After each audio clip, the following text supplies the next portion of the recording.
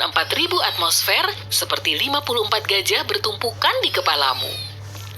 Lebih dari 14 km di bawah permukaan, kamu akan berada di genangan batu cair yang sangat panas. Itu adalah ruang magma supervulkan Yellowstone di bawah Taman Nasional Yellowstone di Amerika Serikat.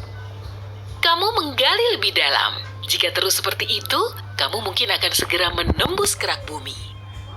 Kerak samudra biasanya memiliki lebar 5-10 km, sedangkan kerak benua bisa mencapai 45 km di beberapa tempat. Tapi meski kerak samudra lebih tipis, ia jauh lebih padat. Itu sebabnya ia mengapung lebih rendah di mantel daripada di kerak benua.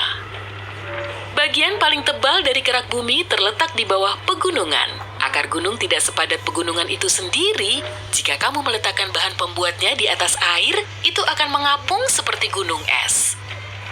Semakin dalam kamu pergi, semakin panas keraknya. Di batas mantel, suhunya bisa mencapai 400 derajat Celcius. Kebanyakan oven batu pizza hanya bisa memanaskan hingga 260 derajat Celcius. Namun, kerak bumi adalah bagian terdingin di planet ini. Di kedalaman sekitar 29 km, kamu mencapai batas antara kerak bumi dan mantel atas bumi. Mencengangkannya, di sana tekanannya mencapai 10.000 atmosfer, itu seperti lebih dari 130 gajah yang menyeimbangkan diri di kepalamu. Mantel adalah lapisan batuan panas yang membentuk 2/3 dari seluruh massa bumi dan 84% dari volume bumi. Tebalnya 2.900 km dan merupakan campuran besi, silikon, magnesium, oksigen, dan Play-Doh.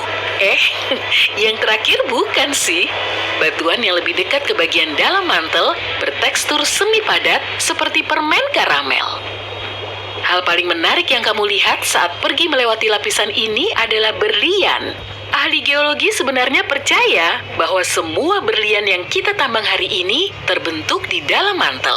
Lalu, sekitar 1 miliar tahun yang lalu, berlian di bawah batas inti, suhunya sudah lebih dari 3.870 derajat Celcius. Tekanan mantel yang lebih rendah mencapai 240.000 atmosfer.